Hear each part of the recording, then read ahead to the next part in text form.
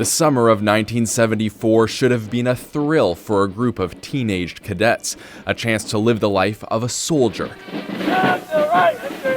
All that changed in an instant. I see myself covered with flesh, piece of hair, piece of bones, blood. A grenade had exploded in one of their hands during a safety lecture. It should have been deactivated. 6 of the cadets died. 65 were left with physical and psychological injuries and no support, medical or financial. Colin Caldwell was sitting a few feet away from the boy who pulled the pin. It chokes me up, It's 41 years, and it grieves me. The parents who had to bury their children.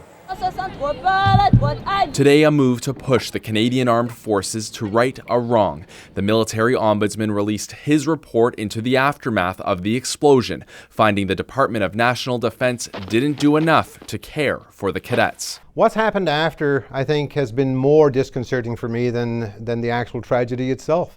His recommendations that the military offer assessments to those adversely affected by the incident, determine physical and psychological care required, fund a reasonable care plan, and award those affected with immediate and reasonable financial compensation. Hopefully, it will go a long way to try to heal some of their wounds. This former cadet says today's news brings relief, a sense of justice, but he holds some reservations about whether the military will actually follow through on the recommendations.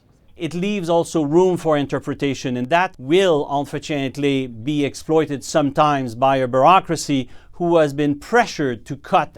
Today, the Minister of Defense apologized to the victims and their families. Jason Kenney has also ordered the military to follow through on all the recommendations. The Canadian Forces have also launched a review into the cadet program.